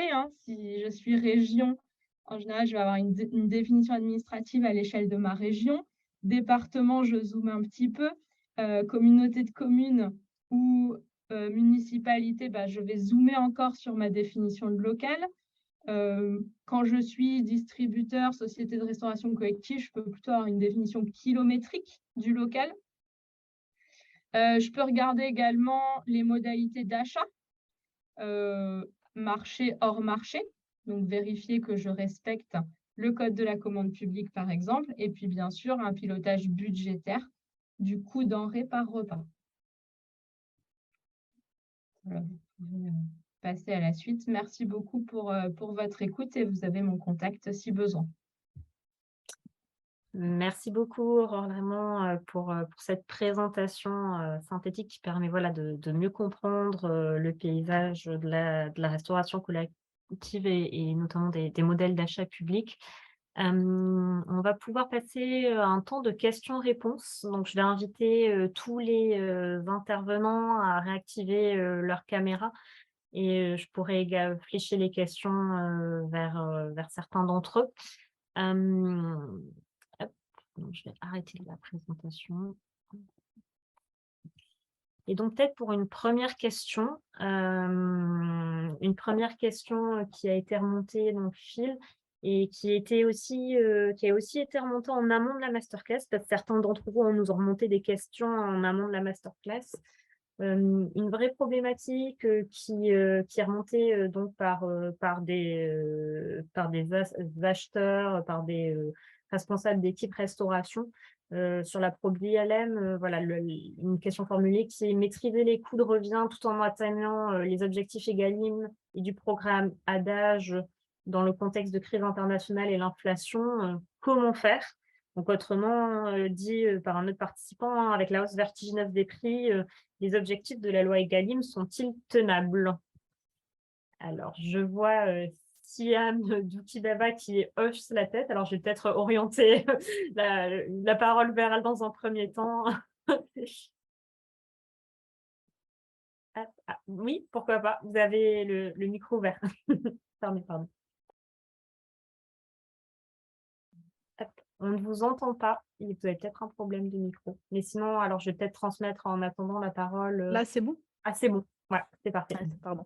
Je comprends tout à fait la problématique des chefs de cuisine, des adjoints gestionnaires des établissements, puisque on l'a bien vu, et moi je le vois depuis que j'ai pris mon poste aussi en tant que coordinatrice de groupement de commandes, entre la crise post-Covid, la guerre en Ukraine, la hausse des énergies, etc. Donc c'est très compliqué d'avoir des prix qui soient stabilisés. C'est aussi très compliqué pour les titulaires des marchés de pouvoir proposer et d'avoir une visibilité sur le long terme. Maintenant, comment faire pour pouvoir répondre aux exigences de la loi Egalim tout en maintenant les prix et les budgets des établissements? Ça, c'est la bonne question. Il faudrait renvoyer la question aux collectivités, qui sont les autorités compétentes sur ce service. Chose qu'en tant que coordinatrice de groupement de commandes, j'ai fait assez rapidement en alertant les collectivités. Maintenant, je ne sais pas s'il y a des négociations ou des des pourparlers sur l'application de cette loi et sur l'application de certaines amendes, entre guillemets, je n'ai pas trouvé le terme, auprès des établissements qui ne respectent pas ces critères. Voilà, je ne sais pas s'il y aura une souplesse par rapport à ça au niveau de l'année 2022, étant donné le contexte international. Voilà, je n'ai pas de réponse en fait à cette question. Un tout petit complément, si je puis me permettre, c'est Philippe Mangin, au titre de la région. Allô, Je allô. vous en prie, Monsieur Mangin. Bon, je pense que nos travaux doivent consister aussi à voir dans quelle mesure nous pouvons baisser les coûts logistiques, les coûts d'intermédiation. Bon, donc on doit vraiment travailler sur cette question, et il y a sans doute des gains de productivité à obtenir. Mais cela étant, j'ajouterais qu'il est peu probable que nous puissions travailler à coût constant. Avec le contexte international que l'on connaît, les problèmes liés à l'énergie, les coûts de production progressent à peu près dans tous les maillons de la chaîne alimentaire.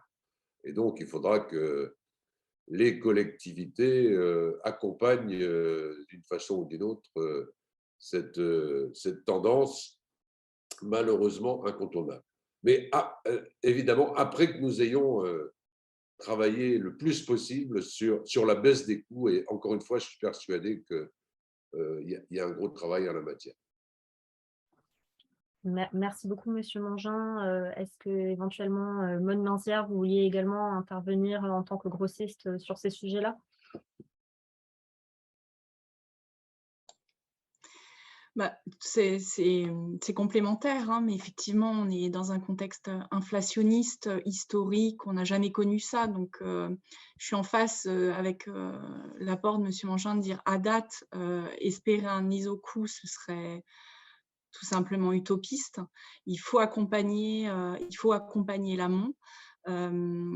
Notre amont est finalement pris en fait en cisaille, hein, entre la hausse de leurs intrants versus la sortie en fait de production. Donc j'ai presque envie de compléter en mentionnant qu'on est quand même dans un contexte particulier. Toutefois, quand on entend qu'Adage a des enjeux 2030, il faut le voir comme une préparation voilà, et des étapes à passer. Et à date, un contexte exceptionnel avec une gestion exceptionnelle, ce qui est difficile hein, pour les acheteurs publics à date et pour les finances, évidemment. Et merci beaucoup à Maud Minzière pour l'intervention. Est-ce que, Aurore Lermand, vous, c'est également un sujet que vous voyez voilà, à l'échelle nationale où plusieurs peut-être collectivités se tournent vers vous aussi sur ces sujets-là? Oui, bien sûr, on nous sollicite et on nous alerte beaucoup. Je rejoins Monsieur Mangin sur le fait que tout est une question aussi de budget qu'on se donne, et l'esprit de la loi Egalim, c'est aussi un partage de la valeur et un partage des surcoûts. Donc, il faut que chacun dans la filière aussi mette en face les moyens pour absorber la flambée des prix. Après, il y a des pistes d'action quand même qui existent. Bon, je vais un peu enfoncer des portes ouvertes, hein, mais sur le gaspillage alimentaire, sur le menu végétarien, sur des meilleures stratégies achats aussi, acheter au bon moment, acheter plus de produits frais, plus de produits bruts. Donc, il y a quand même des marges de manœuvre quand on est une collectivité ou une cantine pour optimiser ses coûts. Ok, merci beaucoup, Aurore Lermand, pour cette réaction. Et donc peut-être pour venir sur une autre question qui a été remontée en amont de la masterclass et qui est un peu remontée aussi aujourd'hui, la question du bio et du local. Le local sans le bio, est-ce une orientation, un niveau d'exigence acceptable? Alors, est-ce que l'un d'entre vous veut se lancer pour apporter une première piste de réponse?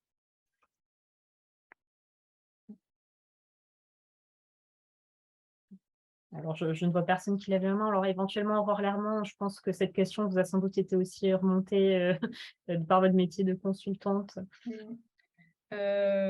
Alors, ce que je vais dire n'engage que moi, parce que là, on est sur des attentes qui sont politiques ou sociétales et chacun peut avoir un avis différent.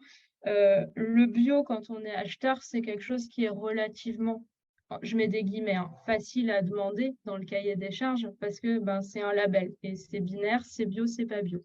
Le local, ça demande des stratégies achats et un sourcing qui est beaucoup plus fin, Donc, ça prend plus de temps. C'est un peu plus complexe parce qu'on n'a pas le droit de l'écrire qu'on veut du local dans un cahier des charges. En général, quand même, c'est une attente, notamment des élus, des parents d'élèves, de pouvoir dire que les produits sont locaux. L'offre locale, elle n'est pas toujours de qualité, mais elle peut l'être. Effectivement, parler du HVE, d'autres labels ou même sans label d'agriculture raisonnée et de producteurs qui travaillent dans de bonnes conditions. Donc, je n'ai pas d'avis. Je dirais qu'en termes de maturité, le bio, c'est la première chose en laquelle on pense. Et ensuite, quand on évolue un petit peu dans ces réflexions achats, on essaie de tendre vers plus de local et, si possible, de coupler les deux.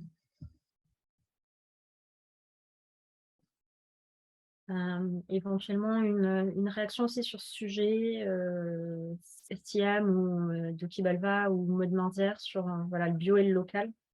Oui, je vois que c'est actif. Oui, c'est sûr que dans nos cahiers des charges, on essaye de plus en plus de mentionner dans la définition des produits voilà, et d'axer la demande sur les SICO aussi. On ouvre pas mal sur tout ce qui est bon, signe de qualité d'origine parce que comme ça peut rentrer dans les statistiques de la loi Egalim et que de manière générale, c'est relativement moins cher ou plus accessible que le bio en soi.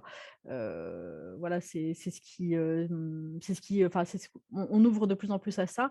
Maintenant, bon, ça reste aussi à la libre interprétation des fois des acheteurs de dire quel est le produit qui peut être considéré comme SICO ou pas, contrairement oui au bio.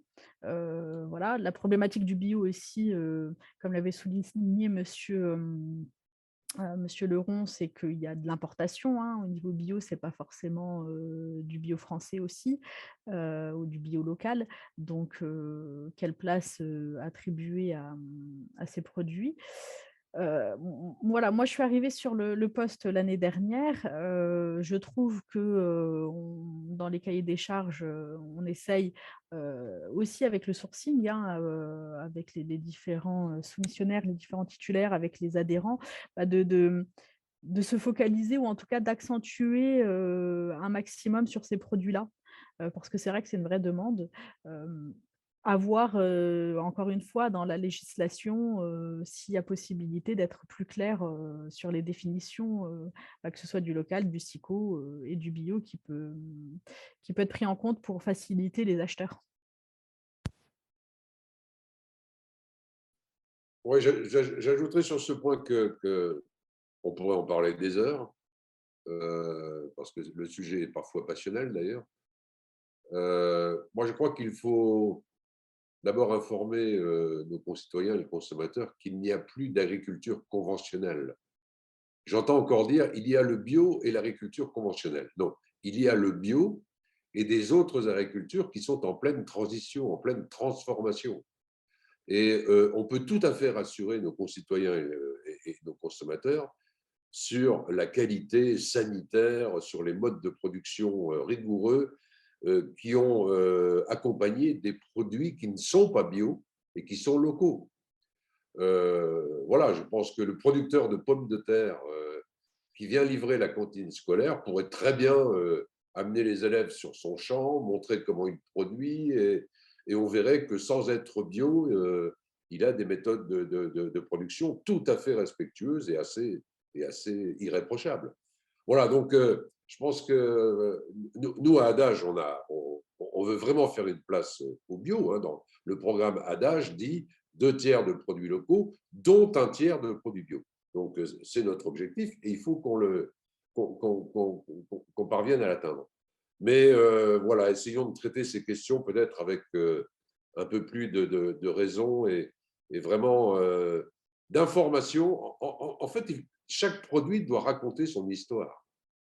C'est un peu idéaliste ce que je dis. Dans la restauration collective, on pourrait aussi avoir envie, comme le grand chef cuisinier, de raconter l'histoire du produit qui est dans l'assiette. Et on verrait que même ce qui n'est pas bio peut être rassurant. Bon, je n'ai pas apporté de réponse sans doute, mais voilà. Merci, Monsieur Mangin. Et je voyais Maud Manzer qui acquiesçait à certains de vos propos, donc je vais peut-être aussi lui transmettre la parole pour quelques éléments de réaction. Effectivement, les pratiques agricoles sont de plus en plus respectueuses et diverses. Une communication, j'acquiesçais effectivement sur travailler la communication jusqu'à l'assiette, jusqu'aux convives, jusqu'aux parents d'élèves en collectivité, pour expliquer en fait l'engagement, puisqu'en fait, nous, ce qu'on constate au quotidien avec nos clients, c'est clairement un engagement des chefs de la restauration vers effectivement un peu plus de transparence et d'échange. Et les choix, les attributions et les choix, les analyses sont faites sur les fiches techniques. Enfin, on n'est pas rentré dans ce détail-là, mais l'attribution se fait vraiment avec un détail et une exigence sur les fiches techniques, sur de la transparence. C'est à communiquer, effectivement, je pense. Oui, c'est vrai que pour... Peut-être en ajout, j'aurais ajouté aussi une réflexion sur la saisonnalité, peut-être aussi des produits. Saisonnalité et les cultures, effectivement. Voilà. Pour faire plus court. Mais le sujet est complexe. Merci beaucoup. Il me semble que Siam voulait peut-être rebondir également. Oui, juste par rapport à l'analyse, c'est vrai que je n'ai pas détaillé dans ma présentation tous les critères, mais il y a un vrai travail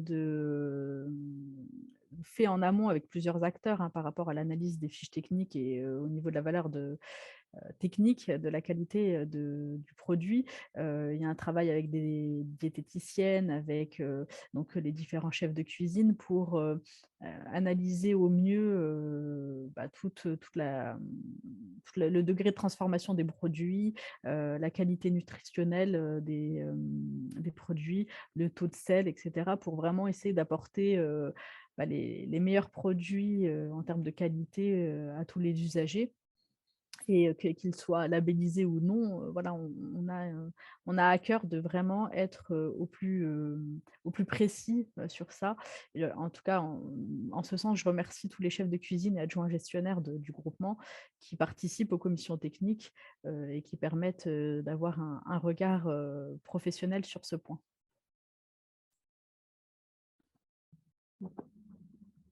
Merci beaucoup pour ces éléments complémentaires. Alors, je vois l'heure qui tourne. Je vais peut-être prendre une dernière question. Et puis, donc, pour l'occurrence, c'est une masterclass. Donc, effectivement, nous avons eu un peu des questions sur cette place du bio, mais nous avons aussi des questions de producteurs, peut-être un peu plus terre à terre, qui se sont sur des préoccupations plus basiques presque, donc, qui sont quel est le cheminement à suivre aujourd'hui pour se faire connaître des collectivités en tant que producteur. Et également, un autre producteur qui réagit en disant la dimension administrative des démarches de réponse aux appels d'offres est lourd et pesant. Le temps est disponible, les compétences ne sont pas celles d'une entreprise. Comment faire et comment les acteurs en région peuvent aider sur cet accès à la commande publique.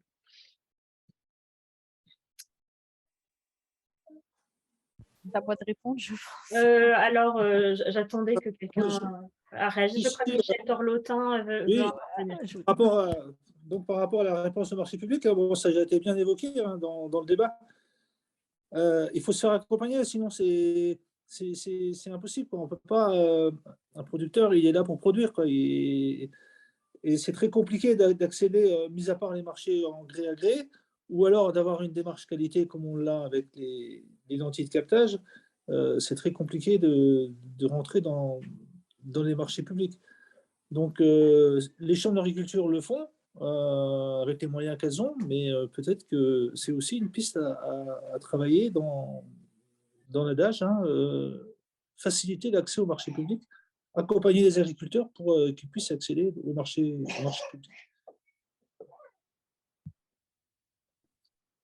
Et peut-être, si vous me permettez, je peux compléter aussi, c'est côté acheteur aussi, essayer de simplifier ce qui est demandé dans les marchés publics en termes de modalités de réponse, d'échantillons, de délais de réponse. C'est de laisser aussi suffisamment de temps aux acteurs pour formuler une réponse. Donc, il y a aussi un accompagnement côté acheteur pour, dans la limite de la réglementation, alléger ou faciliter la réponse des fournisseurs.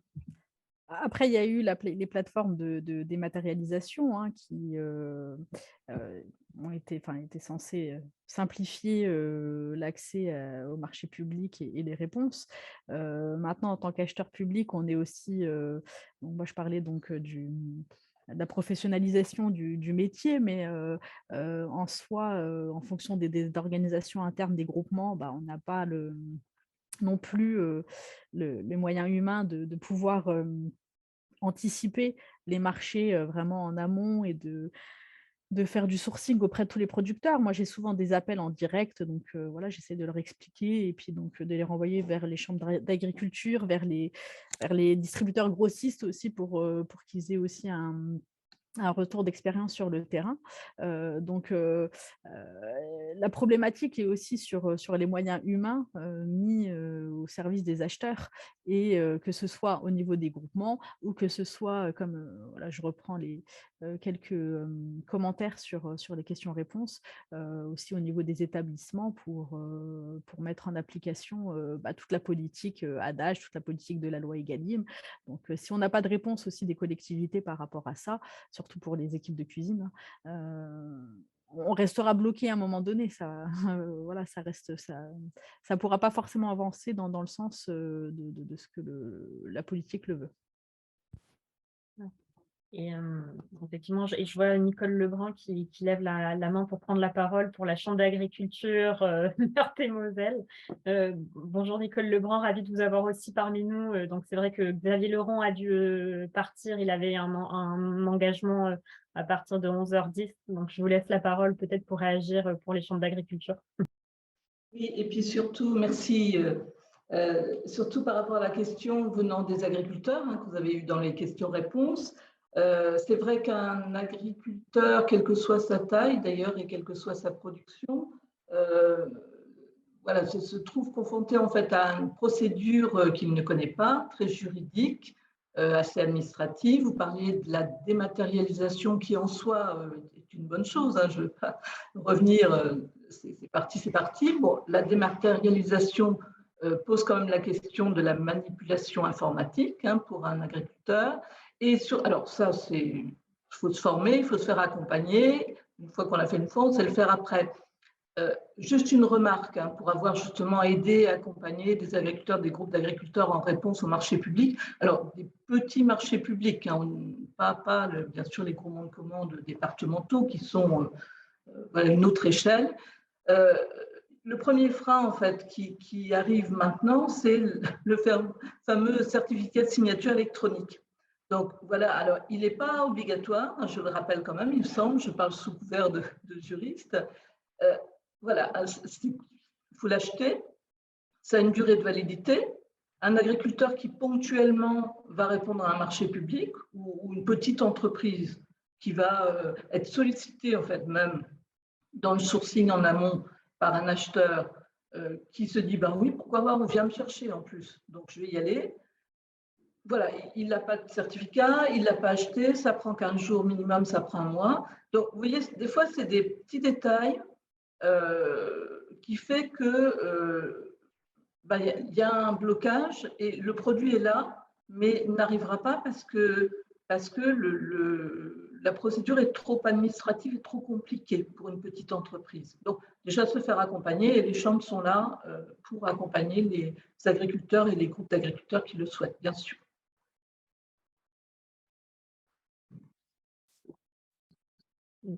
Merci Nicole Lebrun pour cette réaction. Effectivement, les chambres d'agriculture sont là pour accompagner les agriculteurs sur ces sujets-là et je pense que c'est quand même important de le rappeler. Et on voit effectivement qu'il y a beaucoup de réflexions sur le sujet, notamment dans le cadre du programme ADAGE piloté à la région Grand Est, mais c'est un projet collectif qui embarque, on va dire, toutes les personnes réunies aujourd'hui autour de la table à différents endroits de la chaîne, de la restauration collective. Je vois qu'on a dépassé un peu du temps imparti, donc je vais peut-être vous proposer de clôturer la masterclass d'aujourd'hui. Merci à tous pour votre participation. Merci à nos intervenants de ce jour. Monsieur Mangin, Monsieur Torlotin, Mesdames Douki-Valva, Mindière, et également Madame Lebrun, hein, qui a pu prendre la parole en cette fin de journée, et Monsieur Leron, qui a dû s'absenter en cours de route. Merci également à tous les participants de ce jour. Nous vous ferons parvenir bien sûr le replay de cette masterclass. Vous pourrez également avoir accès via le site Réseau Commande Publique Grand Est aux slides qui ont été diffusés aujourd'hui. Et vous pourrez retrouver notamment sur ces slides les coordonnées des personnes qui ont témoigné aujourd'hui. Nous restons par ailleurs côté équipe commande publique Grand Est à votre disposition pour toute question complémentaire sur la masterclass d'aujourd'hui, et également de manière plus large sur tous les aspects de commande publique, que vous soyez entreprise ou vous soyez acheteur public. Ne pas hésiter à nous contacter. On pourra vous transmettre bien sûr les coordonnées du réseau commande publique. Voilà, et je remercie également dans la capacité Aurélie Marant, hein, qui est directrice de projet ADAGE à la région Grand Est, et donc qui nous a aidé à co-organiser cette masterclass. Je vous souhaite à tous une bonne journée et merci encore.